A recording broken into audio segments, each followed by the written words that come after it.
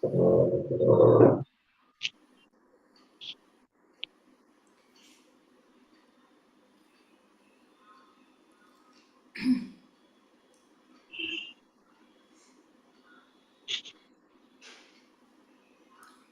കൃഷ്ണ മാതാജി, കേൾക്കുന്നുണ്ടല്ലോ വോയിസ്? കേൾക്കുന്നുണ്ട് മാതാജി. ഓക്കെ. ഹരേ കൃഷ്ണ. ഹരേ കൃഷ്ണ. പ്രണാം മാതാജി. പുറത്താണ്, ബ്രേക്ക് ആവണ്ടെങ്കിൽ പറയണേ. ഇല്ല മാതാജി, ക്ലിയർ ആയി കേൾക്കുന്നുണ്ട്. ഓക്കെ. ഹരേ കൃഷ്ണ. ഓം നമോ ഭഗവതേ വാസുദേവായ. ഓം നമോ ഭഗവതേ വാസുദേവായ. ഓം നമോ ഭഗവതേ വാസുദേവായ. ഓം അജ്ഞാനതിമിരാന്ധസ്യ ജ്ഞാനാക്ഷരാശലാകയ ചക്ഷുരുന്മീലിതം യേന തസ്മൈ ശ്രീഗുരവേ നമഃ. നമോ വിഷ്ണുപാദായ കൃഷ്ണപ്രേഷ്ഠായ ഭൂതലേ ശ്രീമതേ ഭക്തിവേദാന്ത സ്വാമിനിതി നാമിനേ. നമസ്തേ സാരസ്വതേ ദേവേ ഗൗരവാണി പ്രചാരിണേ നിർവിശേഷ ശൂന്യവാദി പാശ്ചാത്യദേശതാരിണേ. ജയ ശ്രീ കൃഷ്ണ ചൈതന്യ പ്രഭു നിത്യാനന്ദ ശ്രീ അദ്വൈത ഗദാധര ശ്രീവാസാദി ഗൗരഭക്തവൃന്ദ. ഹരേ കൃഷ്ണ കൃഷ്ണ കൃഷ്ണ ഹരേ ഹരേ, ഹരേ രാമ രാമ രാമ ഹരേ ഹരേ. ഹരേ കൃഷ്ണ. ശ്രീ ശ്രീ രാധാ ഗോവിന്ദ ടെമ്പിൾ ഇസ്കോൺ മാംഗ്ലൂരിൻ്റെ ഭഗവത്ഗീത ക്ലാസ്സിലേക്ക് എല്ലാവർക്കും സ്വാഗതം. ഹരേ കൃഷ്ണ. എല്ലാവർക്കും പ്രണാമം. അപ്പം നമ്മൾ 18ാമത്തെ അധ്യായമാണ് നമ്മൾ എടുക്കുന്നത്. അധ്യായം 18, സന്യാസത്തിന്റെ പരിപൂർണത. അതിൽ നമ്മൾ 29 ശ്ലോകം വരെ എടുത്തു അല്ലേ? അതെ മാതാജി. അപ്പൊ നമ്മൾ എന്തൊക്കെയാണ് 18ാമത്തെ അധ്യായത്തിൽ കണ്ടത്? ഒരു യഥാർത്ഥ ത്യാഗി എന്ന് പറയുന്നത് കർമ്മം ഉപേക്ഷിക്കുന്നവനല്ല, കർമ്മത്തിന്റെ ഫലത്തിലുള്ള ആസക്തി ഉപേക്ഷിച്ച് ഭഗവാന് വേണ്ടി പ്രവർത്തിക്കുന്നവനാണെന്ന് ഭഗവാൻ പറഞ്ഞു. പിന്നെ നമ്മൾ എന്ത് ചെയ്യും? നമ്മൾ ശരീരം ഉള്ളിടത്തോളം നമ്മൾ എന്ത് ചെയ്തുകൊണ്ടേയിരിക്കും? കർമ്മം ചെയ്തുകൊണ്ടേയിരിക്കും. പക്ഷെ ആ കർമ്മത്തിന്റെ ഫലത്തിൽ നമുക്ക് എന്തുണ്ടാവാൻ പാടില്ല? ആസക്തി ഉണ്ടാവാൻ പാടില്ല എന്നുള്ളതാണ്. പിന്നെ അത് കർമ്മം ഉപേക്ഷിക്കേണ്ടതല്ല, കർമ്മത്തിന്റെ ഫലമാണ് ഉപേക്ഷിക്കേണ്ടത്. പിന്നെ നമ്മൾ പറഞ്ഞു ഓരോ പ്രവർത്തനത്തിനും എന്തുണ്ട്? 5 കാരണങ്ങൾ ഉണ്ടെന്ന് പറഞ്ഞു അല്ലെ? 5 കാരണങ്ങളുണ്ട്. എന്തൊക്കെയാണ് പറഞ്ഞ കാരണങ്ങള്? 5 കാരണങ്ങള്. ഒന്ന്, എന്തൊക്കെയാണ് 5 കാരണങ്ങൾ? ചെയ്യാനായിട്ട് എന്ത് വേണം? ഒരു ശരീരം വേണം. പിന്നെന്ത് വേണം? ഭഗവാൻ വേണം. പിന്നെ ഇന്ദ്രിയങ്ങൾ വേണം, ഉദ്യമം വേണം. ഇത്രയും കാര്യങ്ങളാണ് എന്ത് വേണ്ടത്? ഒരു കർമ്മം ചെയ്യാനായിട്ട് വേണ്ടത്. അത് നല്ല കർമ്മമായാലും എങ്ങനത്തെ കർമ്മമായാലും, അതായത് ശാസ്ത്രങ്ങൾക്ക് വിരുദ്ധമായിട്ടുള്ളതും ശാസ്ത്രപ്രകാരമായിട്ടുള്ളതും എന്ത് ചെയ്യണമെങ്കിലും ഈ 5 കാരണങ്ങൾ ആവശ്യമാണ് എന്നുള്ളത് നമ്മൾ കണ്ടു.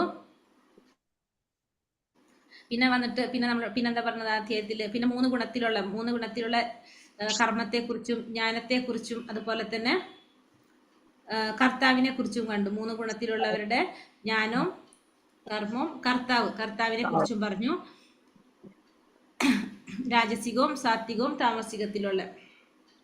ഇനി അടുത്തതില് ബുദ്ധിയെക്കുറിച്ചും ദൃഢനിശ്ചയത്തെക്കുറിച്ചും ഉത്സാഹത്തെക്കുറിച്ചൊക്കെയാണ് അടുത്ത ഭാഗങ്ങളിൽ ഭഗവാൻ പറയുന്നത്. 3 ഗുണത്തിലുള്ള സാത്വികം, രജോ ഗുണം, തമോ ഗുണത്തിലുള്ള ദൃഢനിശ്ചയത്തെക്കുറിച്ചും അതുപോലെ തന്നെ ബുദ്ധിയെക്കുറിച്ചൊക്കെയാണ് ഇനി പറയുന്നത്.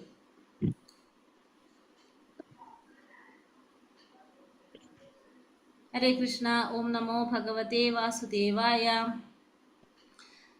ശ്ലോകം 30. പ്രവൃത്തിയും ച നിവർത്തിയും ച കാര്യകാര്യേ ഭയാഭയേ ബന്ധം മോക്ഷ ച യാവേത്തി ബുദ്ധി സാ പാർത്ഥ സ്വാത്വികി.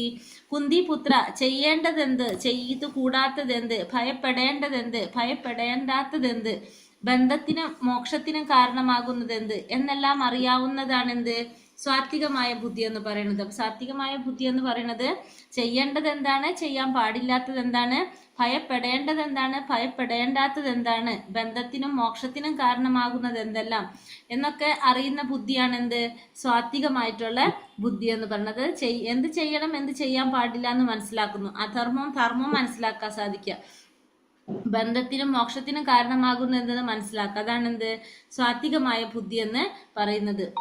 യയാ യയാ ധർമ്മമധർമ്മം ച കാര്യമേവ ച അയഥാവത് പ്രജാനാതി ബുദ്ധി സാ പാർത്ഥ രാജസി. പാർത്ഥ, ധർമ്മമെന്ത് അധർമ്മമെന്ത്, ചെയ്യേണ്ടതെന്ത് ചെയ്യരുതാത്തതെന്ത് എന്ന് വേർതിരിച്ചറിയാനാവാത്ത ബുദ്ധി രാജസികമായിട്ടുള്ള ബുദ്ധി. എന്താണ് ചെയ്യേണ്ടത് എന്ന് ചെയ്യാൻ പാടില്ലാത്തത് എന്താണെന്ന് വേർതിരിച്ച് അറിയാൻ പാടില്ലാത്ത ബുദ്ധിയാണെന്ത് രാജസികമായിട്ടുള്ള ബുദ്ധി എന്ന് പറയുന്നത്. അധർമ്മം ധർമ്മമിതിയ മന്യത്തെ തമസാവൃത സർവാർത്ഥാൻ വിപരീതാംശ്ച ബുദ്ധി സാ പാർത്ഥ താമസി. ഹേ പാർത്ഥ, വ്യാമോഹത്തിന്റെയും അന്ധകാരത്തിന്റെയും സ്വാധീനതയിൽ അധർമ്മത്തെ ധർമ്മമായും ധർമ്മത്തെ അധർമ്മമായും കരുതി സദാ തെറ്റായ വഴിക്ക് പ്രവർത്തിക്കുന്ന ബുദ്ധി താമസിക. അപ്പൊ എങ്ങനെയാ ചിന്തിക്കുന്നത്? വ്യാമോഹത്തിന്റെ അന്ധകാരത്തിന്റെ സ്വാധീനം കൊണ്ട് അധർമ്മത്തെ ധർമ്മമായിട്ടും ധർമ്മത്തെ അധർമ്മമായിട്ടും കരുതുന്ന ബുദ്ധിയാണെന്ത് താമസികമായിട്ടുള്ള ബുദ്ധി എന്ന് പറയുന്നത്. അജ്ഞാനം ആ സത്യത്തെ അവിടെ ഇല്ലാതാക്കണം, അല്ലെങ്കിൽ മറച്ചു വയ്ക്കുകയാണ് ചെയ്യുന്നത്. അതുകൊണ്ട് അധർമ്മം ധർമ്മമായിട്ട് കരുതുന്നു, ധർമ്മത്തെ അധർമ്മമായിട്ട് കരുതുന്നു, ശാസ്ത്രത്തിന് വിരുദ്ധമായിട്ട് പ്രവർത്തിക്കുന്നു. അത്തരത്തിലുള്ള ബുദ്ധിയാണ് താമസികമായിട്ടുള്ള ബുദ്ധി എന്ന് പറയുന്നത്. ധൃത്യായ ധാരയത്തെ മന പ്രാണേന്ദ്രിയ ക്രിയ യോഗേന വ്യഭിചാരേണ ധൃതി സാ പാർത്ഥ സ്വാത്വികി. ഇവിടെ നമ്മൾ 3 തരത്തിലുള്ള ബുദ്ധിയെ കുറിച്ചാണ് നമ്മൾ പറഞ്ഞത്. ഇനി 3 ഗുണത്തിലുള്ള ധൃതിയെ കുറിച്ച്, ധൃതി എന്ന് വെച്ചാൽ ദൃഢനിശ്ചയത്തെ കുറിച്ചാണ് ഇനി പറയുന്നത്. ഹേ പാർത്ഥ, യോഗാനുഷ്ഠാനത്താൽ നിലനിർത്തിയും ദൃഢമായതും മനസ്സ്, പ്രാണൻ, ഇന്ദ്രിയങ്ങൾ എന്നിവയുടെ പ്രവർത്തനത്തെ നിയന്ത്രിക്കുന്നതുമായ നിശ്ചയം സ്വാത്വികമാണ്. അപ്പോൾ ഇവിടെ ദൃഢനിശ്ചയം, നമ്മൾ എന്ത് വന്നാലും ഒരു കാര്യം ചെയ്യുന്നുള്ളൊരു നിശ്ചയം, അതാണ് ഇവിടെ ധൃതി. ദൃഢനിശ്ചയത്തിനാണ് ധൃതി എന്ന് പറയുന്നത്. അപ്പോൾ ഇവിടെ എന്താ പറയുന്നത്? യോഗാനുഷ്ഠാനത്താൽ നിലനിർത്തുക. അപ്പൊ മനസ്സിനെയും ഇന്ദ്രിയങ്ങളെ നിയന്ത്രിച്ച് യോഗത്തിൽ സ്ഥിരത പുലർത്തുക. പിന്നെ നമ്മൾ ആത്മീയ ലക്ഷ്യത്തിൽ ഉറച്ചു നിൽക്കുന്നു. എത്ര ബുദ്ധിമുട്ടുകൾ വന്നാലും നമ്മൾ ആ ചെയ്യുന്ന പ്രവൃത്തിയിൽ നിന്ന് പിന്മാറുന്നില്ല. അപ്പൊ നമ്മൾ ദിവസവും നാമം ജപിക്കുന്നു, ഭാഗവതം ശ്രവിക്കുന്നു, മംഗളാരതി അറ്റൻഡ് ചെയ്യുന്നു. എത്രയൊക്കെ പ്രശ്നങ്ങൾ വന്നാലും നമ്മൾ അതിൽ നിന്ന് ഒട്ടും മാറാതെ നമ്മളത് ചെയ്തുകൊണ്ടേയിരിക്കും. അതാണ് എന്ത് സ്വാത്വികമായിട്ടുള്ള നിശ്ചയം എന്ന് പറയുന്നത്.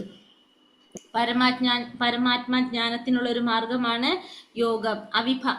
അവ്യഭിചാരീന എന്ന വാക്കിവിടെ സാരവത്താണ്. അവ്യഭിചാരീന എന്ന് വെച്ചാൽ എന്താണ്? കൃഷ്ണാവബോധത്തിൽ മുഴുകിയവരെ മറ്റു പ്രവർത്തികൾ ഒരിക്കലും അതിൽ നിന്ന് വ്യതിചലിക്കില്ലെന്നത് സൂചിപ്പിക്കുന്നു. അപ്പൊ കൃഷ്ണാവബോധത്തിൽ മുഴുകിയിട്ടുള്ളവരെ അവരുടെ ചുറ്റും എന്തൊക്കെ പ്രവർത്തികളും എന്തൊക്കെ കാര്യങ്ങളുണ്ടെങ്കിലും അവർക്ക് എന്തുണ്ടാവില്ല, അവരതൊന്നും വ്യതിചലിപ്പിക്കില്ല എന്നുള്ള സൂചിപ്പിക്കുന്ന വാക്കാണെന്ത്? അവ്യഭിചാരീന. യയാതു ധർമ്മകാമാർത്ഥാൻ ധൃത്യാ ധാരയതേർജുന പ്രസംഗേന ഫലാകാംക്ഷി ധൃതി സാ പാർത്ഥ രാജസി. അല്ലയോ അർജുന, ഏതൊരു നിശ്ചയം കൊണ്ടാണ് മനുഷ്യൻ ധർമ്മം, അർത്ഥ, കാമം എന്നിവയെ സ്വീകരിക്കുന്നത്, അവയിലുള്ള അത്യാസക്തി കൊണ്ട് ഫലകാംക്ഷിയായി തീരുന്നത്, ആ നിശ്ചയം രാജസമാകുന്നു. രാജസികമായിട്ടുള്ളത് എന്താ പറഞ്ഞത്? ധർമ്മം, അർത്ഥ, കാമം, അതിനോട് ആസക്തി ഉണ്ടാകാം. പിന്നെന്താണ്? ഫലത്തിന് വേണ്ടി പരിശ്രമിച്ചു കൊണ്ടേയിരിക്കുക. അപ്പൊ നമ്മൾ അവിടെ എന്താണ് നമ്മൾ ആഗ്രഹിക്കുന്നത്? എപ്പോഴും ഫലം ആഗ്രഹിച്ചു കൊണ്ടിരിക്കുകയാണ്, പ്രശസ്തി ആഗ്രഹിക്കുകയാണ്, അല്ലെങ്കിൽ പണം, സ്ഥാനമാനങ്ങൾ, ഇതൊക്കെ നമ്മൾ ആഗ്രഹിക്കുക. അതായത് ഭൗതികമായിട്ടുള്ള വിജയമാണ് അവിടെ നമ്മുടെ ലക്ഷ്യം. അത്തരത്തിലുള്ള നിശ്ചയം, ദൃഢനിശ്ചയാണ് എന്ത്? രാജസികമായിട്ടുള്ള ധൃതി അല്ലെങ്കിൽ നിശ്ചയം എന്ന് പറയുന്നത്. യയാ സ്വപ്നം ഭയം ശോകം വിഷാദം മതമേവ ച നാവിമുഞ്ചതി ദുർമേധാ ധൃതി സാ പാർത്ഥ താമസി. അല്ലയോ കുന്തിപുത്ര, സ്വപ്നം, ഭയം, വ്യസനം, വിഷാദം, മതം എന്നിവയ്ക്ക് അതീതമല്ലാത്ത ബുദ്ധിശൂന്യമായ നിശ്ചയം തമോ ഗുണത്തിലുള്ളത്. അപ്പൊ തമോ ഗുണത്തിലുള്ള നിശ്ചയം എന്ന് പറഞ്ഞാൽ എന്താണ് പറയുന്നത്? സ്വപ്നം, ഭയം, വ്യസനം, വിഷാദം, മതം എന്നിവയ്ക്ക് അതീതമല്ലാത്ത ബുദ്ധിശൂന്യമായ നിശ്ചയം, എന്നിവയ്ക്ക് അതീതമല്ലാത്തത്, അതായത് ഉറക്കം, ഭയം, വിഷാദം, മതം, ഇതിൽ നിന്നൊന്നും മോചനം ലഭിക്കാത്തത്, ഇതിൽ നിന്നൊന്നും നമുക്ക് മോചനം ലഭിക്കാത്ത തരത്തിലുള്ള നിശ്ചയമാണെന്ത്? തമോ ഗുണത്തിലുള്ളത്. അപ്പം നമുക്ക് എന്തായിരിക്കും? മടി ഉണ്ടാവും, അലസന്മാരായിരിക്കും, ജീവിതത്തിൽ മുന്നേറാൻ ഉത്സാഹം ഉണ്ടാവില്ല. പിന്നെ നമ്മൾ ഈ പറഞ്ഞ ഉറക്കത്തിൽ നിന്ന്, ഭയത്തിൽ നിന്ന്, വിഷാദത്തിൽ നിന്ന്, മതം, ഇതിൽ നിന്നൊന്നും നമുക്ക് എന്തില്ല? ഇതിൽ നിന്നും നമുക്ക് മോചനം വന്നിട്ടില്ല.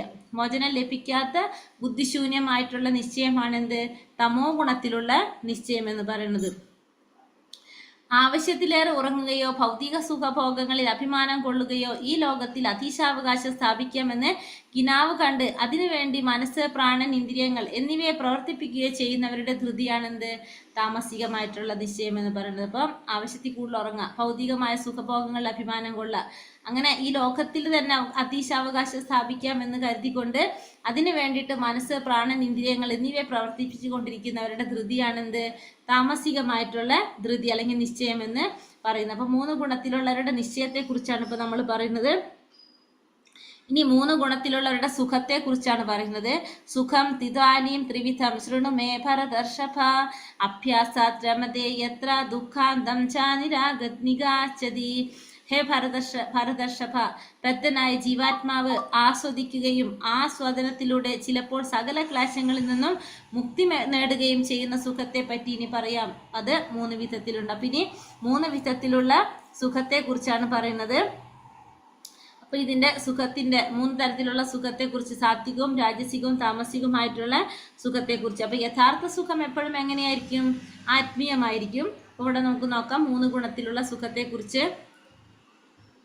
യത്തദഗ്രേ വിഷമിവ പരിണാമേ മൃദോപമം തത്സുഖം സാത്വികീം പ്രോക്തം ആത്മബുദ്ധി പ്രസാദജം. ആദ്യത്തിൽ വിഷം പോലെ തോന്നിക്കുന്നതും അന്ത്യത്തിൽ അമൃത തുല്യവും ആത്മസാക്ഷാത്കാരം ഉണർത്തുന്നതുമായ സുഖത്തെ സാത്വിക സുഖം എന്ന് പറയുന്നു. അപ്പൊ ആദ്യം നമുക്കത് എങ്ങനെ തോന്നും? വിഷം പോലെ തോന്നും. അന്ത്യത്തിൽ അത് അമൃതമായിട്ട് തോന്നും.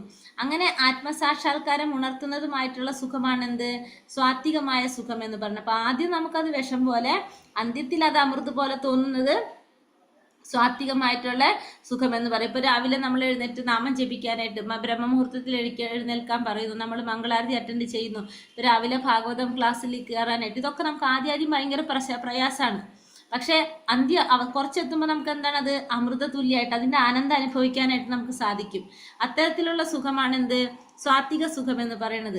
ആത്മസാക്ഷാത്കാരത്തിനായുള്ള യജ്ഞത്തിൽ മനസ്സിനെയും ഇന്ദ്രിയങ്ങളെയും നിയന്ത്രിക്കാനും മനസ്സിനെ ആത്മാവിൽ കേന്ദ്രീകരിക്കാനുമായി പല നിയമനിബന്ധനകൾക്കും വഴങ്ങേണ്ടതുണ്ട്. ഇപ്പൊ നിയമങ്ങളൊക്കെ പാലിക്കാന്ന് പറയുന്നത് കർക്കശങ്ങളാണ് അവയെല്ലാം, വിഷം പോലെ കൈപ്പേറിയതാണ്. അവയെ വേണ്ടുവിധം അനുഷ്ഠിച്ചാലാകട്ടെ അതീന്ദ്രിയാവസ്ഥയിലെത്താം, ജീവിതത്തിലെ അമൃതാസ്വാദനം അന്ന് ആരംഭിക്കുകയായി. അപ്പൊ നമ്മൾ എന്താ പറഞ്ഞത്? അപ്പൊ ആദ്യം നമുക്കതൊക്കെ ബുദ്ധിമുട്ടാണ്, ഈ നിയമങ്ങളും നിബന്ധനകളൊക്കെ പാലിക്കാന്ന് പറഞ്ഞാല് അത് വിഷം പോലെ കൈപ്പേറിയതാണ്.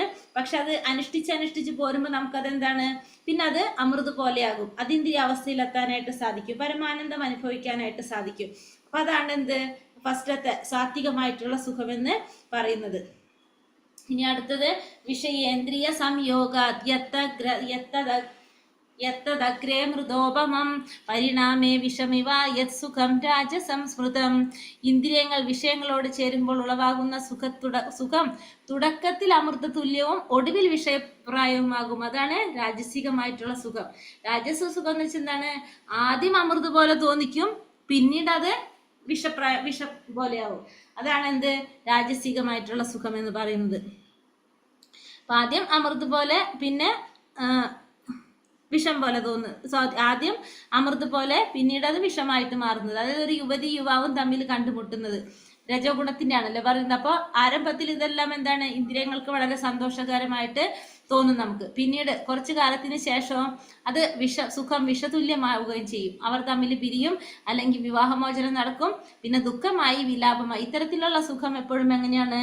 രജോ ഗുണത്തിലുള്ളതാണെന്ന് പറയാം. അതായത് താൽക്കാലികമായ സന്തോഷം മാത്രമാണ് നമുക്ക് ആദ്യം അനുഭവിക്കുന്നത്. അതാണ് രാജസികമായിട്ടുള്ള സുഖം. ഇനി താമസികമായിട്ടുള്ള സുഖം എന്ന് പറഞ്ഞാലോ, യദഗ്രേ ചാനുബന്ധേ ച സുഖം മോഹനമാത്മനഃ നിദ്രാലസ്യ പ്രമാദോത്തം താമസാ സമുദാഹൃതം.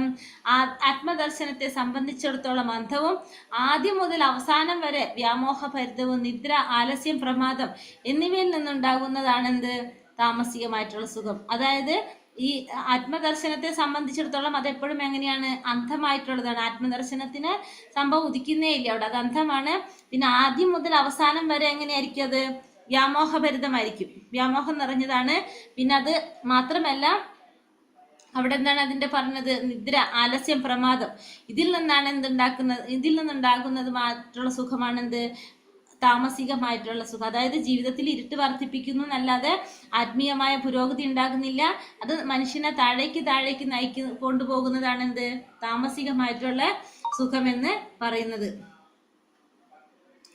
നാഥദസ്തി പൃഥിവിയും. അപ്പൊ 3 ഗുണത്തിലുള്ള സുഖത്തെ കുറിച്ച് നമ്മൾ പറഞ്ഞു. ഇനി ഭഗവാൻ പറയുന്നത് ഈ ഗുണങ്ങളിൽ നിന്ന് ആരും എങ്ങനെയല്ല, മുക്തരല്ല എന്നാണ് ഭഗവാൻ പറഞ്ഞിരുന്നത്. നാഥദസ്തി പൃഥിവിയും പൃഥിവ്യാം വാ ദിവി ദേവേഷു വാ പുനഃ സ്വത്തം പ്രകൃതി ജൈർമുക്തം യഥേപി സ്യാത്രിഭിർ ഗുണൈ. അതായത് ഈ ഭൂമിയിലോ ഉപരിഗ്രഹ വ്യൂഹങ്ങളിൽ ദേവന്മാർക്കിടയിലോ പ്രകൃതിജങ്ങളായ ഈ 3 ഗുണങ്ങളിൽ നിന്ന് മുക്തനായിട്ട് യാതൊരു ജീവനും ഇല്ല. അപ്പോൾ ഈ ഭൂമിയിലായാലും ഈ ഭൗതിക ലോകത്തിൽ, ഭൗതിക പ്രകൃതിയിലെ ഈ 7-14 ലോകത്തിൽ എവിടെയായാലും, ദേവന്മാർക്കിടയിലായാലും എവിടെയായാലും എന്താണ്, ഈ 3 ഗുണങ്ങളിൽ നിന്ന് മുക്തനായിട്ടുള്ള ആരും തന്നെ ഇല്ല. എല്ലാവരും എന്താണ്, ഈ 3 ഗുണങ്ങളില് എല്ലാവരും ബന്ധനത്തിലാണ് എന്നാണ് ഇവിടെ പറയുന്നത്. ഇനി അടുത്തത്, തന്റെ ജോലിയിലൂടെ ഭഗവാൻ ആരാധിക്കുന്നത് യഥാർത്ഥ ത്യാഗമാണ്. പ്രതികരണങ്ങളിൽ നിന്ന് സ്വാതന്ത്ര്യം ലഭിക്കുന്നു. അതിനെക്കുറിച്ച് 41 മുതൽ 48 വരെയുള്ള ശ്ലോകങ്ങള്. ബ്രഹ്മണ ക്ഷത്രിയ വിശാം ശൂദ്രാണാം ച പരം തപ കർമാണി പ്രവിഭക്താനി സ്വഭാവ പ്രഭവൈർഗുണൈഹി. ഹേ ശത്രുഞ്ജയനായ അർജുന, ബ്രാഹ്മണനെയും ക്ഷത്രിയനെയും വൈശ്യനെയും ശൂദ്രനെയും തിരിച്ചറിയുന്നത് ത്രിഗുണങ്ങളെ ആധാരമാക്കി ഉണ്ടാകുന്ന സ്വഭാവ വ്യത്യാസത്തിന്റെ അടിസ്ഥാനത്തിലാണ്. അപ്പൊ നമുക്കറിയാം, ഭഗവാൻ പറഞ്ഞിട്ടുണ്ട്, ഗുണകർമ്മ വിഭാഗശ, ഗുണത്തിന്റെയും കർമ്മത്തിന്റെയും അടിസ്ഥാനത്തിലാണ് നമ്മൾ എന്ത് തിരിക്കുന്നത്, 4 വർണ്ണങ്ങളെ തിരിച്ചിരിക്കുന്നത്. ബ്രാഹ്മണനായിട്ടും ക്ഷത്രിയനായിട്ടും വൈശ്യനായിട്ടും ശൂദ്രനായിട്ടും. അത് സ്വഭാവ വ്യത്യാസത്തിന്റെ അടിസ്ഥാനത്തിലാണ്, ത്രിഗുണങ്ങളുമായിട്ട് ബന്ധപ്പെട്ട്. അപ്പൊ ആദ്യത്തെ ബ്രാഹ്മണൻ എന്ന് പറഞ്ഞാൽ എങ്ങനെ പറഞ്ഞത്, ശമോദമസ്തപ ശൗചം ശാന്തിരാർജവമേവ ച ജ്ഞാനം വിജ്ഞാനം ആസ്തിക്യം ബ്രഹ്മകർമ്മ സ്വഭാവജഃ. കൂടെ പറയുന്നു, ആദ്യത്തെ എന്താ പറഞ്ഞത്, ശാന്തത, ആത്മസംയമനം, തപസ്, വിശുദ്ധി, ക്ഷമ, സത്യസന്ധത, ജ്ഞാനം, വിജ്ഞാനം, ആസ്തിക്യം എന്നിവയാണ് ബ്രാഹ്മണരുടെ പ്രത്യേക ഗുണവിശേഷങ്ങൾ. അപ്പോൾ ഈ ഗുണങ്ങൾ ഇത് ബ്രാഹ്മണന്റെ, ഒരു യഥാർത്ഥ ബ്രാഹ്മണന്റെ ഗുണങ്ങളാണ് ഈ പറയുന്നത്. എന്തൊക്കെയാണ്? ശാന്തത, ആത്മസംയമനം പാലിക്കുക, തപസ്, വിശുദ്ധി, ക്ഷമ, സത്യസന്ധത, ജ്ഞാനം, വിജ്ഞാനം, ആസ്തിക്യം. ആസ്തിക്യം എന്ന് വെച്ചാൽ ധർമ്മവും ഭക്തി ഉണ്ടാകുക, ശാസ്ത്രങ്ങളിൽ വിശ്വസിക്കുക. ഇതാണ് ആരുടെ പ്രത്യേകതകൾ പറയുന്നത്, പ്രവൃത്തിയുടെ ഗുണങ്ങൾ പറയുന്നത്, ഒരു ബ്രാഹ്മണന്റെ ഗുണവിശേഷങ്ങൾ പറയുന്നത് ഇതെല്ലാമാണ്. ശൗര്യം തേജോതിർദാക്ഷ്യം യുദ്ധേ ചാപ്യാപലായനം ദാനമീശ്വര ഭാവശ്ച ക്ഷാത്രം കർമ്മ സ്വഭാവജം പരാക്രമം ബലം ദൃഢനിശ്ചയം നൈപുണ്യം യുദ്ധത്തിൽ ധൈര്യം ഔദാര്യം നേതൃത്വം എന്നിവയത്രേ ക്ഷത്രിയരുടെ പ്രവൃത്തികളുടെ സ്വഭാവ ഗുണങ്ങൾ. ഇപ്പൊ ക്ഷത്രിയരുടെ പ്രവൃത്തികളുടെ സ്വാഭാവിക ഗുണങ്ങൾ എന്ന് പറയുന്നത് പരാക്രമം ബലം ദൃഢനിശ്ചയം നൈപുണ്യം യുദ്ധത്തിലെ ധൈര്യം ഔദാര്യം നേതൃത്വം. ഇതാണ് ക്ഷത്രിയരുടെ പ്രവൃത്തികളിൽ കാണുന്ന സ്വഭാവ സവിശേഷത. ക്ഷത്രിയരുടെ എങ്ങനെയാ പറയുന്നത്, ധൈര്യം, അതുപോലെ തന്നെ പരാക്രമം, ബലം, ദൃഢനിശ്ചയം, നൈപുണ്യം, യുദ്ധത്തിലെ ധൈര്യം, ഔദാര്യം, നേതൃത്വ സ്വഭാവം. ഇതൊക്കെ ആരിൽ കാണുന്നതാണ്, ക്ഷത്രിയരുടെ സ്വഭാവത്തിൽ കാണുന്നതാണ്. കൃഷി ഗോരക്ഷ്യ വാണിജ്യം വൈശ്യ കർമ്മ സ്വഭാവജം പരിചര്യാത്മകം കർമ്മ ശൂദ്രസ്യാപി സ്വഭാവജം. വൈശ്യരിൽ കാണുന്നതോ കൃഷി, ഗോരക്ഷ, വ്യാപാരം, ഇതാണ് വൈശ്യരിൽ കാണുന്നത്.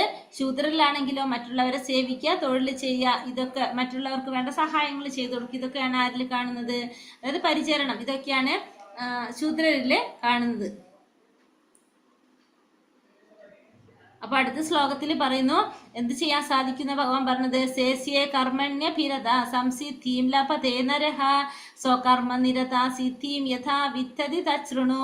സ്വാഭാവികങ്ങളായ പ്രവർത്തികൾ ചെയ്തുകൊണ്ടിരുന്നാൽ മനുഷ്യന് പരിപൂർണത നേടാം. എങ്ങനെയെന്ന് പറയാം. അപ്പോൾ നമ്മൾക്ക് പറഞ്ഞിരിക്കുന്ന ഈ കർമ്മങ്ങൾ ഓരോരുത്തർക്കും പറഞ്ഞിരിക്കുള്ള, അതായത് 4 വർണ്ണങ്ങളിലുള്ളവർക്കും പറഞ്ഞിരിക്കുന്ന അവരുടേതായിട്ടുള്ള കർമ്മങ്ങൾ ചെയ്തുകൊണ്ട് എല്ലാവർക്കും എന്ത് സാധിക്കും, പരിപൂർണത നേടാൻ കഴിയുമെന്നാണ് ഭഗവാൻ ഇവിടെ പറയുന്നത്. എങ്ങനെയാണെന്ന് പറയാം.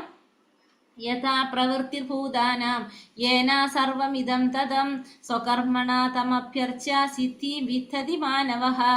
സർവജീവികളുടെയും പ്രഭവസ്ഥാനവും സർവവ്യാപിയുമായ ഭഗവാനെ ആരാധിക്കുക നിമിത്തം സ്വകർമ്മങ്ങളിൽ കൂടി ഒരു വ്യക്തിക്ക് പരിപൂർണതയിലെത്താം. അപ്പോൾ ഇവിടെ പറയുന്നു, എന്താണ് പറഞ്ഞ, സർവജീവികളുടെയും പ്രഭവസ്ഥാനമായിട്ടുള്ള ഭഗവാനെ ആരാധന, അതായത് നമ്മുടെ സ്വന്തം കർമ്മത്തിലൂടെ നമ്മൾ ചെയ്യേണ്ട ഓരോരുത്തർക്കും പറഞ്ഞിരിക്കുന്ന കർമ്മത്തിലൂടെ ഭഗവാനെ ആരാധിക്കുന്നത് കൊണ്ട് തന്നെ ഒരു വ്യക്തിക്ക് എന്ത് സാധിക്കും, പരിപൂർണതയിലെത്താൻ സാധിക്കും. അതായത് സ്വന്തം ജോലി നമ്മൾ ഭഗവാന് സമർപ്പിച്ചുകൊണ്ട് ചെയ്യുകയാണെങ്കിൽ, ആ ജോലിയെ തന്നെ നമ്മൾ ആരാധിക്കുകയാണ് ഭഗവാന് വേണ്ടിയിട്ട്, അങ്ങനെയാണെങ്കിൽ നമുക്ക് എന്ത് സാധിക്കും? പരിപൂർണതയിലെത്താനായിട്ട് സാധിക്കും. അപ്പൊ എല്ലാവരും എന്താണ് ചെയ്യേണ്ടത്? ശ്രേയാൻ സ്വധർമ്മ വിഗുണ പരാധർമാത് സ്വനിഷ്ഠിതാത് സ്വഭാവ നിയതം കർമ്മ കുർവൻ നാപ്നോതി കിൽബിഷം.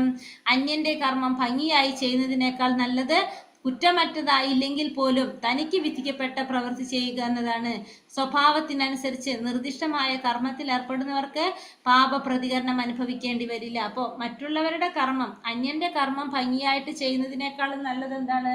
കുറ്റമറ്റതായില്ലെങ്കിൽ പോലും ഇപ്പൊ നമ്മൾ ചെയ്യുന്ന കർമ്മത്തിൽ ചെറിയ ചെറിയ കുറ്റങ്ങൾ ഉണ്ടെങ്കിലും നമുക്ക് വിധിക്കപ്പെട്ട കർമ്മങ്ങൾ ചെയ്യുന്നതാണ് നല്ലത്. മറ്റുള്ളവരുടെ കർമ്മം ഭംഗിയായി ചെയ്യുന്നതിനേക്കാളും നല്ലത്. സ്വഭാവത്തിനനുസരിച്ച് നിർദ്ദിഷ്ടമായ കർമ്മത്തിൽ ഏർപ്പെടുന്നവർക്ക് പാപപ്രതികരണങ്ങൾ അനുഭവിക്കുന്നു. ഇപ്പൊ നമ്മളെ സ്വഭാവം ബ്രാഹ്മണന്റെ ആണെങ്കിൽ, ബ്രാഹ്മണന്റെ സ്വഭാവമാണ് നമ്മളിലുള്ളതെങ്കിൽ ആ ഗുണം, അതാണ് പറഞ്ഞത്. അത് നമ്മൾ പറഞ്ഞു, ജന്മത്തിന്റെയോ അടിസ്ഥാനത്തിലല്ല നമ്മൾ എന്ത് തീരുമാനിക്കുന്നത്? ഒരു വ്യക്തി ബ്രാഹ്മണനാണോ ക്ഷത്രിയനാണോ? ഗുണകർമ്മ വിഭാഗിച്ച് ഗുണത്തിന്റെയും കർമ്മത്തിന്റെ അടിസ്ഥാനത്തിലാണ്. അപ്പൊ ഈ ബ്രാഹ്മണന്റെ ഗുണങ്ങൾ എന്ന് പറയുന്നത് ആ ഒരു ബ്രാഹ്മണന് വേണ്ട ആ വ്യക്തിയിൽ, ഒരു വ്യക്തിയിൽ കാണുന്ന ഗുണങ്ങളാണ്. ആ ഗുണങ്ങളുള്ള വ്യക്തിയാണ് ആര്? ബ്രാഹ്മണൻ. ഒരു ബ്രാഹ്മണൻ എന്ന് പറയുന്നത് ഈ പറഞ്ഞ ഗുണങ്ങൾ ഉണ്ടായിരിക്കണം. അല്ലെങ്കിൽ ഈ ഗുണങ്ങളുള്ള വ്യക്തിയാണ് ആര്? ബ്രാഹ്മണൻ. ഈ ഗുണങ്ങളുള്ള വ്യക്തിയാണ് ക്ഷത്രിയൻ. അല്ലാണ്ട് ഒരു ക്ഷത്രിയന് ഈ ഗുണങ്ങൾ ഉണ്ടാവണമെന്നില്ല. പക്ഷെ ഈ ഗുണങ്ങളുള്ള വ്യക്തിയാണ് നമ്മൾ എന്ത് പറയുന്നത്? ബ്രാഹ്മണൻ, ക്ഷത്രിയൻ, വൈശ്യ, ശൂദ്രൻ എന്ന് പറയുന്നത്. അപ്പോ ഒരു ഈ ഗുണങ്ങൾ ഇപ്പൊ നമ്മൾ പറഞ്ഞ ആദ്യത്തെ ബ്രാഹ്മണന്റെ ഗുണങ്ങൾ പറഞ്ഞില്ല, ആ ഗുണങ്ങളുള്ള വ്യക്തി ഒരു ബ്രാഹ്മണനാണ്. അങ്ങനെയുള്ളൊരു വ്യക്തി എന്താണ് ചെയ്യേണ്ടത്? അറിവ് പകർന്നു കൊടുക്കുക എന്നുള്ളതാണ് അയാളുടെ ഉത്തരവാദിത്വം. അത് ചെയ്യുന്നതിന് പകരം ഒരു ക്ഷത്രിയന്റെ ധർമ്മം എന്താണ്? ഹിംസ. അതാണല്ലേ നമ്മൾ എല്ലാ ജനങ്ങളെ സംരക്ഷിക്കുക. അപ്പൊ അതിന് വേണ്ടിയിട്ട് നമ്മൾ എന്ത് ചെയ്യും? വധം ഒക്കെ നടത്തേണ്ടതായിട്ട് വരും. അങ്ങനെ ചെയ്യുമ്പോൾ അതിന്റെ ഫലം ആരനുഭവിക്കണം? ഈ ബ്രാഹ്മണൻ അനുഭവിക്കുക. കാരണം തന്റെ ധർമ്മം എന്ന് പറയുന്നത് അറിവ് പകർന്നു കൊടുക്കുക എന്നുള്ളതാണ്. പക്ഷെ ക്ഷത്രിയന്റെ ജോലി ചെയ്തു കഴിഞ്ഞാലോ ആ ചെയ്യുന്നതിന്റെ കർമ്മഫലം അനുഭവിക്കേണ്ടതായിട്ട് വരും. അപ്പൊ അങ്ങനെ ചെയ്യുന്നത് കൊണ്ട് യാതൊരു കാര്യം ഇല്ല എന്നുള്ളതാണ് പറഞ്ഞത്. അങ്ങനെ പാപത്തിന്റെ പ്രതികരണങ്ങൾ അനുഭവിക്കേണ്ടി വരും. അല്ലാത്തവരാണെങ്കിൽ അനുഭവിക്കേണ്ടി വരും, അല്ലെങ്കിൽ അനുഭവിക്കേണ്ടി വരില്ല. അപ്പൊ നമ്മള് മറ്റുള്ളവരുടെ ഭംഗിയായിട്ട് ചെയ്യുന്നേക്കാളും നമ്മുടെ കർമ്മം തെറ്റിയാൽ പോലും സാരില്ല, അത് ചെയ്യുന്നതാണ് നല്ലതെന്നാണ് ഇവിടെ പറയുന്നത്. സഹജം കർമ്മ കൗന്ദേയ സദോഷാമഭിനാത്യ ചേത് സർവാരം പാഹി ദോഷേണ ധൂമേനാഗ്നിരിവാവൃതഃ. ഹേ കൗന്ദേയ, അഗ്നി പുകയാൽ മൂടപ്പെട്ടിരിക്കുന്നത് പോലെ എല്ലാ ഉദ്യമങ്ങളും ഏതെങ്കിലും ദോഷത്താൽ മൂടപ്പെട്ടിരിക്കും. അതുകൊണ്ട് തനിക്ക് സ്വാഭാവികമായ കർമ്മം അത് ദോഷങ്ങൾ നിറഞ്ഞതായാൽ പോലും ഉപേക്ഷിക്കാവുന്നതല്ല. അപ്പോൾ എല്ലാ ജോലികൾക്കും എന്തുണ്ടാവും? എന്തെങ്കിലും കുറവുകളുണ്ടാവും. എല്ലാം കൊണ്ട് പൂർണ്ണമായിട്ടൊന്നും, എന്ത് ചെയ്യുമ്പോഴും അതിലെന്തെങ്കിലും കുറവുകളുണ്ടാവും. എപ്രകാരമാണ് തീക്ക് പുക ഉള്ളതുപോലെ, തീ പുകയാൽ മറയ്ക്കപ്പെട്ടതുപോലെ നമുക്ക് എന്തുണ്ടാവും? എല്ലാത്തിനും എന്തെങ്കിലും രീതിയിൽ അതിനെന്തുണ്ടാവും? കുറവുകളുണ്ടാവും. അപ്പൊ നമ്മൾ എന്താ ചെയ്യേണ്ടത്? എന്തെങ്കിലും ദോഷങ്ങൾ അതിലുണ്ടാവും. അതുകൊണ്ട് നമ്മൾ എന്ത് ചെയ്യുക? സ്വന്തം ജോലി ഉപേക്ഷിക്കാതെ സ്വാഭാവികമായിട്ടുള്ള കർമ്മം നമ്മൾ ഭഗവാന് വേണ്ടി ചെയ്യുക. അത് ദോഷങ്ങൾ നിറഞ്ഞതായാലും സാരമില്ല, നമ്മളത് ഉപേക്ഷിക്കാതെ എന്ത് ചെയ്യണം? ഭഗവാന് വേണ്ടി ചെയ്തു കഴിഞ്ഞാൽ അത് ശുദ്ധമാകും. ഏതൊരു കർമ്മവും പരമപുരുഷന്റെ സംതൃപ്തിക്കായിക്കൊണ്ട് അനുഷ്ഠിക്കപ്പെടുമ്പോൾ അതിന്റെ ദോഷവശങ്ങൾ നീങ്ങി വിശുദ്ധമാകും. അപ്പോൾ ആ ദോഷവശങ്ങൾ നീങ്ങാൻ എന്ത് ചെയ്താൽ മതി? ഭഗവാന് സമർപ്പിച്ചുകൊണ്ട് ചെയ്യുക. ഭക്തിഭരിതമായ സേവനത്തോട് ബന്ധപ്പെട്ട് കർമ്മഫലങ്ങൾ വിശുദ്ധീകരിക്കപ്പെട്ടാൽ അന്തരാത്മാവിനെ ദർശിക്കാൻ വേണ്ടുന്ന പരിപൂർണത ഒരാൾക്ക് ലഭിക്കും. അതാണ് സാക്ഷാത്കാരം. ഏതൊരു കർമ്മവും പരമപുരുഷന്റെ സംതൃപ്തിക്ക് കൊണ്ട് അനുഷ്ഠിക്കപ്പെടുമ്പോൾ അതിന്റെ ദോഷവശങ്ങൾ നീങ്ങിയത് വിശുദ്ധമാകും. അപ്പൊ ഭക്തിഭരിതമായ സേവനത്തോടു കൂടി ബന്ധപ്പെട്ട് കർമ്മത്തിന്റെ ഫലങ്ങൾ വിശുദ്ധീകരിക്കപ്പെട്ടാൽ അന്തരാത്മാവിനെ ദർശിക്കാനായിട്ട് വേണ്ടുന്ന പരിപൂർണത ഒരാൾക്ക് ലഭിക്കും. അതിനെയാണ് നമ്മൾ എന്ന് പറയുന്നത് ആത്മസാക്ഷാത്കാരം എന്ന് പറയുന്നത്. ഇനി അടുത്ത ഭാഗം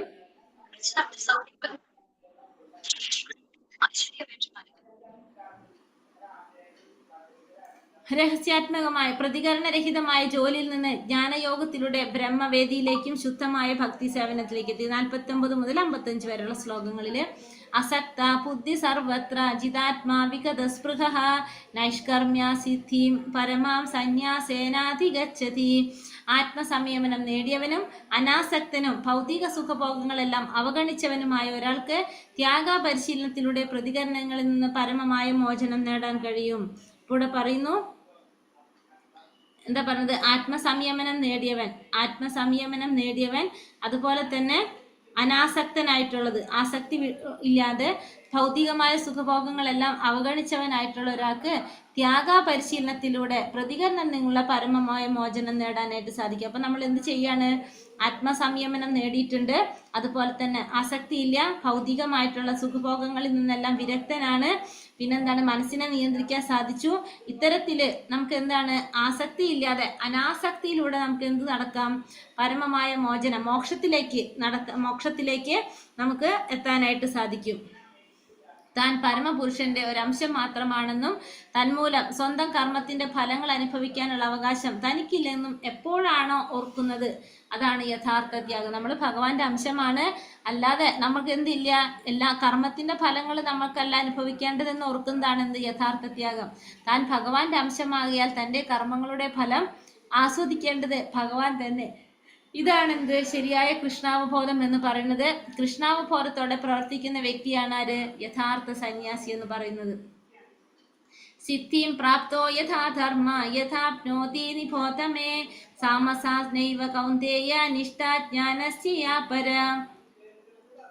ഹേ കുന്തിപുത്ര, ഈ നിലയിലെത്തിയവന് ആധ്യാത്മിക ജ്ഞാനത്തിന്റെ ആത്യന്തികോന്നതിയായ ബ്രഹ്മപദം പ്രാപിക്കാൻ ഉതകുന്ന പദ്ധതിയെ പറ്റി ഇനി സംക്ഷിപ്തമായി പറയാം. അപ്പൊ നമ്മള് ആ കൃഷ്ണാവബോധത്തിലെത്തിയ വ്യക്തി, എല്ലാതും നമ്മൾ ഭഗവാന്റെ അംശമാണ്, ചെയ്യുന്നതെല്ലാം ഭഗവാന് വേണ്ടിയിട്ടാണെന്ന് മനസ്സിലാക്കിയ ആ വ്യക്തി ആ ഒരു നിലയിലെത്താം, അതായത് ബ്രഹ്മപദത്തിലെത്താം, അല്ലെങ്കിൽ ബ്രഹ്മഭൂതാവസ്ഥയിലെത്താം.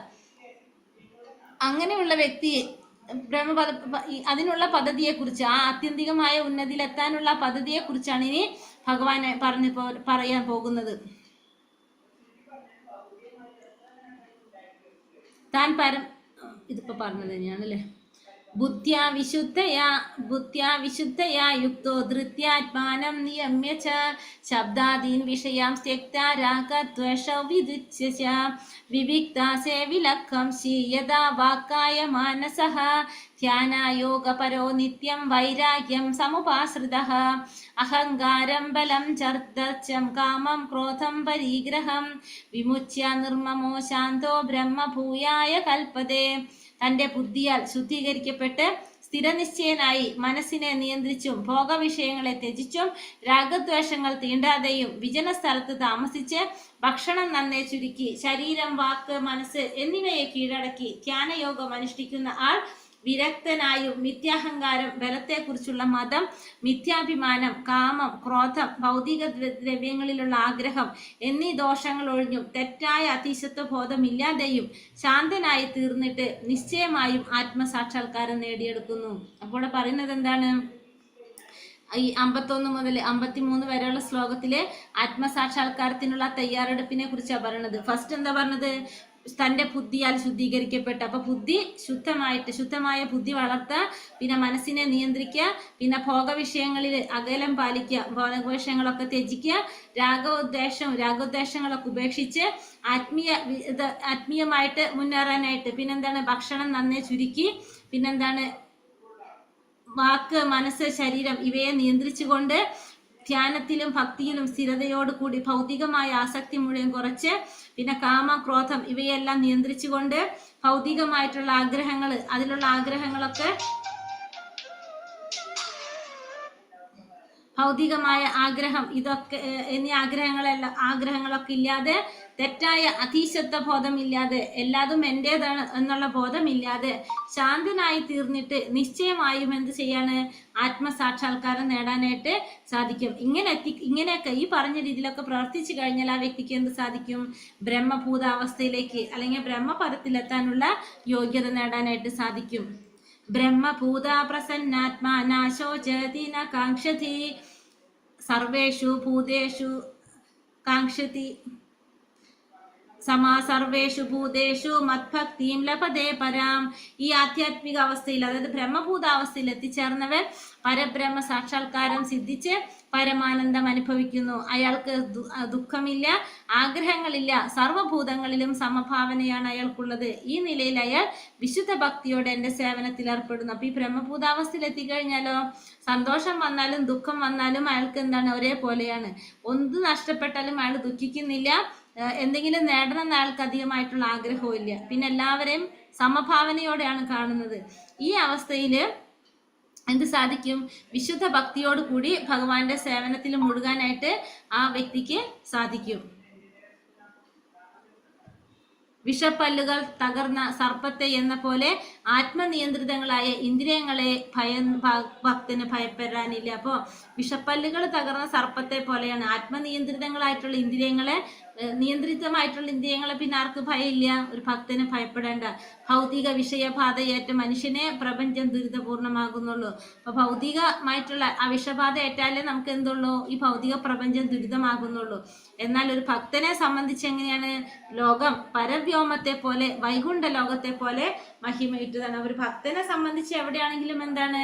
ഭഗവാന്റെ നിത്യദാസനായിട്ട് സേവനം ചെയ്തുകൊണ്ടേയിരിക്കണം. അപ്പോൾ അത് വൈകുണ്ഠമായാലും ഭൗതിക ലോകമായാലും പരവ്യോമം അല്ലാതും എങ്ങനെയാണ്? ഒരേപോലെ തന്നെയാണ്. ഭക്ത്യാ മാമാഭിജാനാതി യാവാൻ യച്ഛാസ്മി തത്വതഃ തതോ മാം തത്വതേ ജ്ഞാത്വ വിശദേ തദനന്തരം. ഭക്തിയുടെ സേവനം കൊണ്ട് മാത്രമേ ഞാനാണ് പരമദിവ്യോത്തമ പുരുഷനെന്ന് സത്യം അറിയാൻ കഴിയൂ. ആ ഭക്തി കൊണ്ട് തന്നെ എന്നെ കുറിച്ച് പൂർണ്ണബോധം നേടുമ്പോൾ അയാൾക്ക് ദൈവ സാമ്രാജ്യത്തിൽ പ്രവേശിക്കാം. അപ്പൊ എന്നെ അറിയണമെങ്കിൽ എന്ത് വേണം? ഭക്തി. ഭക്തിയിലൂടെ മാത്രമേ എന്നെ അറിയാൻ സാധിക്കുള്ളൂ. ഞാനാണ് പരമദിവ്യോത്തമ പുരുഷൻ എന്ന സത്യം അറിയണമെങ്കിൽ എന്തിലൂടെ പറ്റുള്ളൂ? അത് ഭക്തിയിലൂടെ മാത്രമേ സാധിക്കുള്ളൂ. അങ്ങനെയാണെങ്കിലാണ് അയാൾക്ക് എന്ത് സാധിക്കുന്നത്? ദൈവ സാമ്രാജ്യം പ്രാപിക്കാൻ സാധിക്കുന്നത്. അതായത് ഭക്തി കൊണ്ട് എന്നെ പൂർണ്ണമായിട്ട് മനസ്സിലാക്കുകയാണെങ്കിൽ അയാൾക്ക് ദൈവ സാമ്രാജ്യം പ്രാപിക്കാനായിട്ട് സാധിക്കും. വിശദേ എന്ന പദം എന്നിൽ ഉൾപ്പോകുന്നു. അതായത് വ്യക്തിശൂന്യ ബ്രഹ്മത്തോടെയുള്ള ഏകീഭാവം എന്ന അദ്വൈത സിദ്ധാന്തത്തെയാണ് സൂചിപ്പിക്കുന്നതെന്ന് തെറ്റിദ്ധരിക്കരുത്. അതല്ല ശരി. സ്വന്തം വ്യക്തിത്വം പുലർത്തിക്കൊണ്ട് തന്നെ ഭഗവത് സമ്പർക്കത്തിനും സേവനത്തിനും വേണ്ടി ശ്രീകൃഷ്ണധാമത്തിൽ പ്രവേശിക്കുക എന്നതാണ് ഇവിടെ നിർദ്ദിഷ്ടമായ അർത്ഥം. ഉദാഹരണത്തിന് പച്ചക്കിളി പച്ചമരത്തിന്മേൽ കയറുന്നത് അതിനോട് ഏകീഭവിക്കാനല്ല, അതിന്റെ ഫലങ്ങൾ ആസ്വദിക്കാൻ വേണ്ടിയിട്ടാണ്. അപ്പോൾ ഇവിടെ ഭഗവാനിൽ ലയിക്കുന്നു എന്നല്ല ഇവിടെ അർത്ഥമാക്കുന്നത്. എന്താണ്? ഒരിക്കലും വ്യക്തിത്വം ആരുടെ നഷ്ടമാകുന്നില്ല? ജീവാത്മാവിന്റെ വ്യക്തിത്വം നഷ്ടമാകുന്നില്ല. ഭഗവാന്റെ ധാമത്തിൽ പ്രവേശിച്ചു, ഭഗവാന് സേവനം ചെയ്യുന്നു എന്നാണ് അർത്ഥാക്കുന്നത്.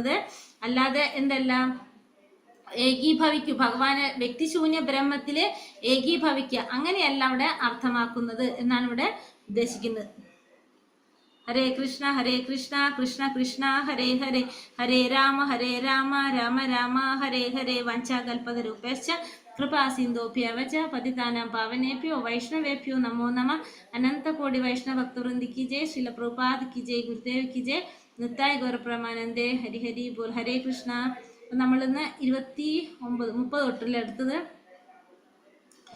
3 ഗുണത്തിലുള്ളവരുടെ 30ാമത്തെ ശ്ലോകം തൊട്ട് പറയുമ്പോൾ 3 ഗുണത്തിലുള്ളവരുടെ ബുദ്ധിയെ കുറിച്ചാണ് ആദ്യം പറഞ്ഞത്. സാത്വികമായ ബുദ്ധി എന്ന് പറഞ്ഞാല് എന്ത് ചെയ്യണം, എന്ത് ചെയ്യാൻ പാടില്ല എന്നുള്ളത് തിരിച്ചറിയുന്ന ബുദ്ധി. ധർമ്മവും അധർമ്മവും തിരിച്ചറിയുന്ന ബുദ്ധി. ബന്ധത്തിനും മോക്ഷത്തിനും കാരണം എന്താണെന്ന് തിരിച്ചറിയുന്ന ബുദ്ധിയാണ് എന്ത്? സാത്വികമായിട്ടുള്ള ബുദ്ധി എന്ന് പറഞ്ഞു.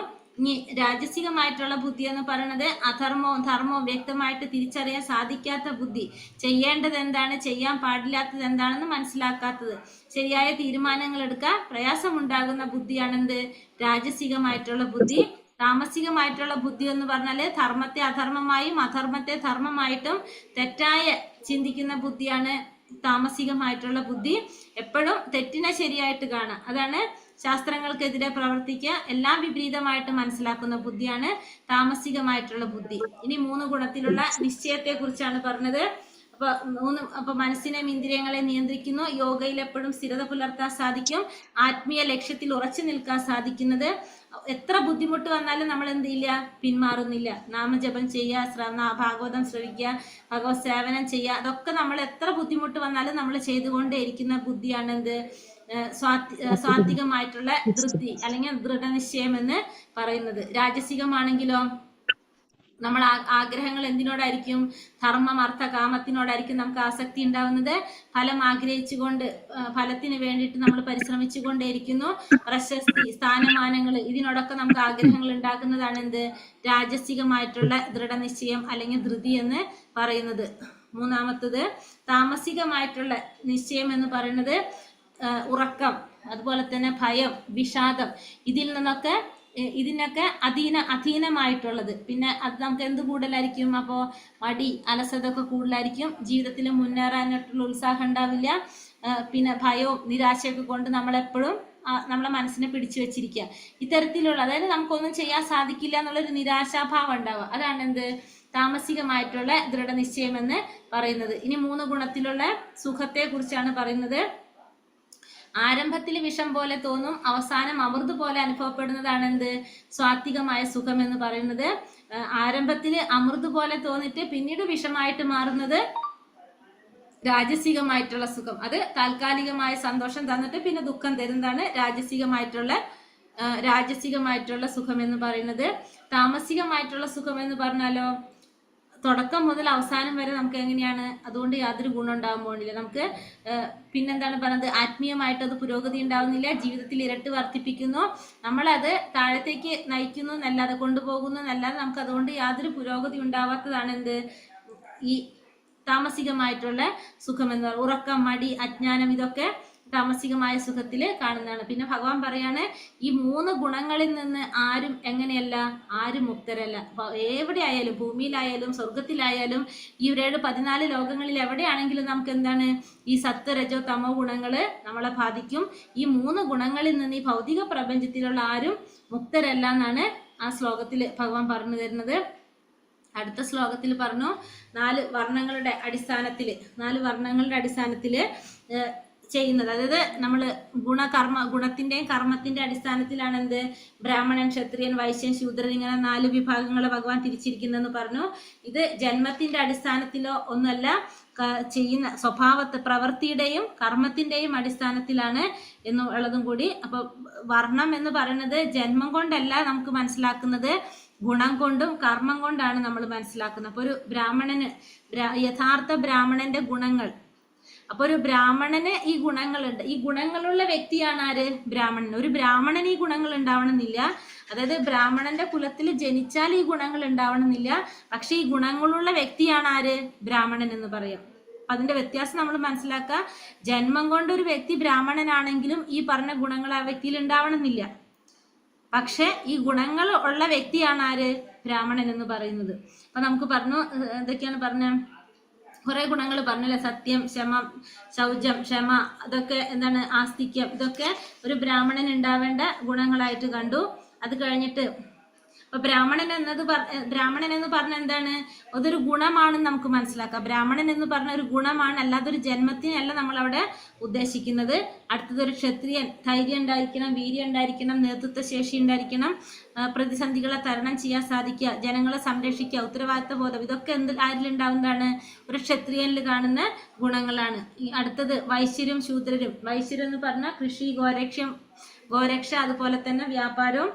ശൂദ്രരാണെങ്കിൽ മറ്റുള്ളവരെ സേവിക്കുക, തൊഴിൽ ചെയ്യുക, മറ്റുള്ളവർക്ക് വേണ്ട സഹായങ്ങളൊക്കെ ചെയ്തു കൊടുക്കുകയാണ് ശൂദ്രരിൽ കാണുന്ന ഗുണങ്ങൾ എന്ന് പറഞ്ഞ്. അപ്പൊ എല്ലാവരും എന്താ ചെയ്യേണ്ടത്? സ്വന്തം കർത്തവ്യത്തിലൂടെ പരിപൂർണത നേടാൻ സാധിക്കുമെന്നാണ് ഭഗവാൻ അടുത്ത ശ്ലോകത്തിൽ പറഞ്ഞത്. അപ്പൊ ഓരോരുത്തരും സ്വന്തം സ്വഭാവത്തിനനുസരിച്ച് പ്രവർത്തിക്കുക, മറ്റുള്ളവരെ അനുകരിക്കേണ്ട ആവശ്യമില്ല. നമ്മുടെ ജോലി നമ്മൾ ആത്മാർത്ഥമായിട്ട് ചെയ്തുകൊണ്ട് തന്നെ നമുക്ക് എന്ത് സാധിക്കും? ആത്മീയ പുരോഗതി കൈവരിക്കാനായിട്ടും ഭഗവാനെ പ്രാപിക്കാനായിട്ട് സാധിക്കും. ഇപ്പൊ നമ്മള് എന്താ പറയുക, ഉദാഹരണം പറഞ്ഞു കഴിഞ്ഞാൽ ഒരു ക്ഷേത്രത്തിലുള്ള പൂജാരി, ആ വ്യക്തിയുടെ ജോലി എന്താണ്? പൂജ ചെയ്യലാണെങ്കിൽ അത് ആത്മാർത്ഥമായിട്ട് ചെയ്തുകൊണ്ട്, അതിനനുസരിച്ച് ചെയ്തുകൊണ്ട് അയാൾക്ക് എന്ത് പറ്റും? അയാൾക്ക് സാക്ഷാത്കാരം നേടാനായിട്ട്, പരിപൂർണത നേടാനായിട്ട് അയാൾക്ക് സാധിക്കും. അപ്പൊ എല്ലാവരും എങ്ങനെയാണ് ചെയ്യേണ്ടത്? നമുക്ക് പറഞ്ഞിരിക്കുന്ന നമ്മുടെ ആ ഉത്തരവാദിത്വം കറക്റ്റായിട്ട് ചെയ്യാന്നുള്ളതാണ് ഇവിടെ പറയുന്നത്. സ്വന്തം കർമ്മത്തിലൂടെ ഭഗവാൻ ആരാധിച്ചുകൊണ്ട് നമുക്ക് ഭഗവാനെ പ്രാപിക്കാനായിട്ട് സാധിക്കും. അപ്പൊ എല്ലാവരും എന്താ ചെയ്യേണ്ടത്? എല്ലാവരുടെയും നമ്മുടെ ഉറവിടം ആരാണ്? ഭഗവാനാണ്. അപ്പൊ നമ്മുടെ ചെയ്യേണ്ട ജോലി ഭഗവാന് സമർപ്പിച്ചുകൊണ്ട് ചെയ്യുക. അതായത് ജോലിയെ നമ്മൾ എന്ത് ചെയ്യണം? ആരാധനയാക്കി മാറ്റുക. അപ്പോഴാണ് നമുക്ക് എന്ത് സാധിക്കുന്നത്? പരിപൂർണത നേടാനായിട്ട് സാധിക്കുന്നത്. ഇനി അടുത്തത് പറഞ്ഞു, നമ്മൾ എന്താണ് ചെയ്യേണ്ടത്? നമ്മൾ നമ്മുടെ ജോലി, മറ്റുള്ളവരുടെ ജോലി ആത്മാർത്ഥമായിട്ട് ചെയ്യുന്നേക്കാളും പൂർണ്ണമായിട്ട് ചെയ്യുന്നതിനേക്കാളും നല്ലത് നമ്മളെ ജോലി ഇപ്പൊ തെറ്റായാൽ പോലും നമ്മുടെ ജോലി ചെയ്യുന്നതാണെന്ന് പറഞ്ഞു. നമുക്ക് ഓരോരുത്തർക്കും പറഞ്ഞിരിക്കുന്ന ആ കർമ്മങ്ങൾ നമ്മൾ ചെയ്യുന്നതാണ് നല്ലത്. മറ്റുള്ളവരുടെ നമ്മൾ എത്രയും നന്നായിട്ട് പെർഫെക്റ്റ് ആയിട്ട് ചെയ്യുന്നതിനേക്കാൾ തെറ്റിയാൽ പോലും നമുക്ക് ഓരോരുത്തർക്കും വിധിക്കപ്പെട്ട കർമ്മങ്ങൾ ചെയ്യുന്നതാണെന്നും ഭഗവാൻ അടുത്ത ശ്ലോകത്തിൽ നമുക്ക് പറഞ്ഞു തന്നു. അപ്പൊ നമ്മൾ ചെയ്യുന്ന ജോലിയിൽ എന്തെങ്കിലും കുറവുകൾ ഉണ്ടായാലും നമ്മൾ അതെന്ത് ചെയ്യാൻ പാടില്ല? അത് ഉപേക്ഷിക്കേണ്ട ആവശ്യമില്ല. നമ്മൾ ഭഗവാന് വേണ്ടിയിട്ട് അത് ചെയ്തു കഴിഞ്ഞാൽ നമുക്ക് അത് എന്തുണ്ടാവും? അത് ശുദ്ധമായിട്ട് മാറും. അതായത് നമ്മൾ എല്ലാ ജോലികൾക്കും എന്തുണ്ടാവും? ചില കുറവുകൾ ഉണ്ടാകാം. പക്ഷെ അത് ഭഗവാന് സമർപ്പിക്കുമ്പോഴാണ് അത് എന്ത് സംഭവിക്കുന്നത്? അത് ശുദ്ധമായിട്ട് പരിപൂർണതയിലേക്ക് എത്താനായിട്ട് സാധിക്കുന്നത്. അടുത്ത ശ്ലോകത്തില് ആസക്തി ഇല്ലാതെ നമുക്ക് എന്ത് അനാസക്തിയിലൂടെ, അതായത് ആസക്തി ഇല്ലാതെ നമുക്ക് മോക്ഷത്തിലേക്ക് കടക്കാൻ അപ്പൊ ആസക്തി നമ്മൾ എന്ത് ചെയ്യണം? വിട്ടുകളയണം. പിന്നെ ഇന്ദ്രിയ വിഷയങ്ങളിൽ നിന്ന് നമ്മൾ വിരക്തരാകുക, മനസ്സിനെ നിയന്ത്രിക്കുക. അങ്ങനെ നമുക്ക് എന്ത് സാധിക്കും? ആത്മസാക്ഷാത്കാരത്തിലേക്കുള്ള വഴി തുറക്കുന്നു കണ്ടു. പിന്നെ അടുത്തത് അവസ്ഥയിലേക്ക്, ബ്രഹ്മസ്ഥിതിയിലേക്കുള്ള പ്രവേശിക്കുന്നത്. അതെങ്ങനെയാ പറഞ്ഞത്? നമ്മൾ എന്ത് ചെയ്യണം? നിഷ്കാമ കർമ്മത്തിന്റെ ഫലം ആഗ്രഹിക്കാതെ നമ്മൾ ചെയ്യാതെ നമ്മൾ എന്തിലേക്ക് നയിക്കും? ജ്ഞാനത്തിലേക്ക് നയിക്കും. ജ്ഞാനം നമ്മൾ എന്തിലേക്ക് കൊണ്ടുപോകും? ബ്രഹ്മഭൂതാവസ്ഥയിലേക്ക് കൊണ്ടുപോകും. അപ്പൊ നമുക്ക് അടുത്ത ശ്ലോകത്തിൽ ഭഗവാൻ പറയുന്നത് അത് തന്നെയാണ്, ആത്മസാക്ഷാത്കാരത്തിൽ നിന്ന് ശുദ്ധഭക്തിയിലേക്കുള്ള യാത്ര. അതാണ് അടുത്ത ശ്ലോകത്തിൽ പറയുന്നത്. നിഷ്കാമ കർമ്മം ചെയ്യുക, അപ്പൊ നമുക്ക് ഭഗവാനെ കുറിച്ചുള്ള അറിവ് കിട്ടുന്നു. അതിൽ നിന്ന് ബ്രഹ്മഭൂതാവസ്ഥയിലെത്തി നമുക്ക് ശുദ്ധഭക്തിയിലേക്ക് എത്താനായിട്ട് സാധിക്കും. അപ്പൊ നമ്മൾ അടുത്ത ശ്ലോകത്തിൽ നമ്മൾ എന്താ കണ്ടത്? ആത്മസാക്ഷാത്കാരത്തിനുള്ള തയ്യാറെടുപ്പ് നമ്മൾ എങ്ങനെയാണ് വേണ്ടതെന്ന് പറഞ്ഞു. ശുദ്ധമായിട്ടുള്ള ബുദ്ധി ഉണ്ടാവണം, മനസ്സിനെ നിയന്ത്രിക്കണം, ഇന്ദ്രിയ വിഷയങ്ങളിൽ നിന്ന് അകലം പാലിക്കുക, രാഗദ്വേഷങ്ങളൊക്കെ ഉപേക്ഷിക്കുക. പിന്നെ വേറെന്താ പറഞ്ഞത്? മനസ്സിനെ ആത്മീയമായിട്ടുള്ള സാധന ചെയ്യുക, ആഹാരം മിതമായിട്ടുള്ള രീതിയിൽ ആഹാരം സ്വീകരിക്കുക, വാക്ക്, മനസ്സ്, ശരീരം ഇതിനെ നിയന്ത്രിക്കുക. പിന്നെ അതുപോലെ തന്നെ ഭൗതികമായ ആസക്തി കുറയ്ക്കുക, അഹങ്കാരം ഉപേക്ഷിക്കുക, കാമം, ക്രോധം ഇവയെ നിയന്ത്രിക്കുക. പിന്നെ മമതാഭാവം, എൻ്റേതെന്നുള്ള അത് വിട്ടുകളയുക. അങ്ങനെ നമുക്ക് എന്ത് സാധിക്കും? ഈ ബ്രഹ്മഭൂതാവസ്ഥയിലേക്ക് യോഗ്യത നേടാനായിട്ട് നമുക്ക് സാധിക്കും എന്നുള്ളത് ആ ശ്ലോകത്തിൽ പറഞ്ഞു. അടുത്ത ശ്ലോകത്തിൽ ഈ അവസ്ഥയിൽ എത്തിക്കഴിഞ്ഞ ആ വ്യക്തിയുടെ എങ്ങനെയായിരിക്കും? സന്തോഷം വന്നാലും ദുഃഖം വന്നാലും സമചിത്തരായിരിക്കും, സമഭാവനയായിരിക്കും. ഒന്നും നഷ്ടപ്പെട്ടാലും ദുഃഖം ഉണ്ടാവില്ല, എന്തെങ്കിലും കിട്ടിയാലും വലിയ സന്തോഷം ഉണ്ടാവില്ല, അമിതമായിട്ട് ഒന്നും ആഗ്രഹിക്കുന്നുണ്ടാവില്ല. എല്ലാ ജീവാത്മാക്കളെയും സമദർശനത്തോടെ കാണുന്നു. ഈ അവസ്ഥയിലാണ് അവിടെ എന്ത് ആരംഭിക്കുന്നത്? നമ്മുടെ ശുദ്ധഭക്തി നമ്മൾ ആരംഭിക്കുന്നതെന്ന് പറയാം. അപ്പൊ ബ്രഹ്മഭൂതാവസ്ഥ എന്ന് പറഞ്ഞത്. അപ്പോൾ അടുത്ത ശ്ലോകത്തിൽ ഭഗവാൻ പറഞ്ഞു, ആ ഭക്തിയിലൂടെ മാത്രമേ നമുക്ക് എന്ത് സാധിക്കുള്ളൂ? ഭഗവാനെ യഥാർത്ഥത്തിൽ അറിയാനായിട്ട് കഴിയുള്ളൂ. ഭക്തിയാണ് എല്ലാത്തിലും നമുക്ക് മനസ്സിലാക്കാനായിട്ട് സാധിക്കുന്നത്. ഭക്തിയിലൂടെ മാത്രമേ ഭഗവാനെ അറിയാനും പ്രാപിക്കാനും സാധിക്കുള്ളൂ എന്നുള്ളതും ഈ ശ്ലോകത്തിൽ. അല്ലാണ്ട് തപസ് ചെയ്താലോ കർമ്മം ചെയ്താലോ യജ്ഞം ചെയ്താലോ അതൊന്നും നമുക്ക് എന്തില്ല, ഇതൊന്നും പോരാ. ഇത് മാത്രം ചെയ്താൽ പോരാ. ഭക്തി ഉണ്ടെങ്കിൽ മാത്രമേ, തപസ് യജ്ഞം ഇതൊക്കെ ചെയ്താലും ഭക്തി ഉണ്ടെങ്കിൽ മാത്രമേ നമുക്ക് എന്ത് പറ്റുള്ളൂ? ഭഗവാൻ അറിയാനായിട്ട്, ഭഗവാനിലേക്ക് പ്രവേശിക്കാൻ സാധിക്കുള്ളൂ എന്നുള്ളത് ഭഗവാൻ പറഞ്ഞു തന്നു. അത്രയാണ് നമ്മൾ എത്തിയത്. അടുത്തത് നാളെടുക്കാം.